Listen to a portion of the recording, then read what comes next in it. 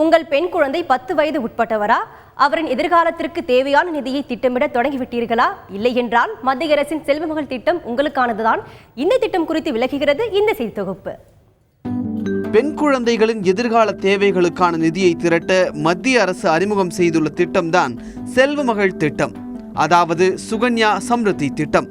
தபால் நிலையங்களில் உள்ள பப்ளிக் ப்ராவிடென்ட் ஃபண்ட் திட்டங்களில் செய்யப்படும் முதலீட்டிற்கும் இதற்கும் பல்வேறு ஒற்றுமைகள் இருந்தாலும் செல்வமகள் திட்டத்தில் செய்யப்படும் முதலீடு அதிக வருமானம் தரக்கூடியது என்கின்றார் சென்னை மண்டலத்தின் தபால் துறை தலைவர் மெர்வின் அலெக்சாண்டர்.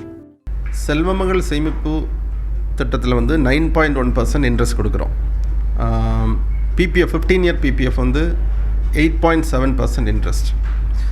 இதில் ரெண்டுக்கும் உள்ள டிஃப்ரென்ஸ் நீங்கள் பார்த்தீங்கன்னா, இதில் ஹையர் இன்ட்ரெஸ்ட், இதில் செல்வமகள் சேமிப்பில் 14 இயர் டெபாசிட், அப்புறம் 21 இயர்ஸில் தான் ஃபுல் மெச்சூரிட்டி. பட்டு கல்யாணம் முடிஞ்சுன்னா அதுக்கு முன்னாடி நீங்கள் அதுக்கப்புறம் கல்யாணத்துக்கு அப்புறம் இதில் டெபாசிட் பண்ண முடியாது. அமௌண்ட்டை அக்கௌண்ட்டை க்ளோஸ் பண்ணி ஃபுல் அமௌண்ட் எடுத்துக்கலாம். பப்ளிக் ப்ராவிடென்ட் ஃபண்ட் தொடங்க குறைந்தபட்சம் 100 ரூபாய் செலுத்த வேண்டும்.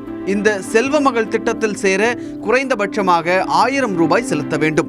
ஆனால் பப்ளிக் ப்ராவிடென்ட் ஃபண்ட் மற்றும் செல்வமகள் திட்டம் இந்த இரண்டிலும் அதிகபட்சமாக ஒரு வருடத்திற்கு 1.5 லட்சம் ரூபாய் தான் முதலீடு செய்ய முடியும். இந்த சீலிங் 1.5 lakhs மேக்ஸிமம். ஏன்னா 1.5 lakhsனா இப்போ ATCயில் மேக்ஸிமம் எக்ஸம்ஷன் 1.5 lakhs இருக்குது. அதனால ரெண்டு ஸ்கீம்லேயுமே 1.5 lakhs வச்சுருக்காங்க.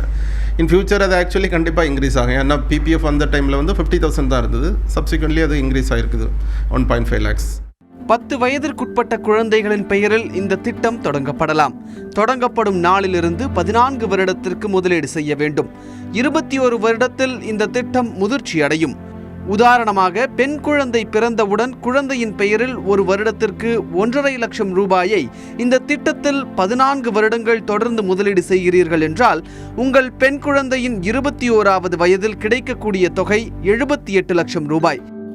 இது நீங்கள் முதலீடு செய்யும் தொகையை காட்டிலும் 3 மடங்குக்கும் மேல் அதிகம் என்பது குறிப்பிடத்தக்கது.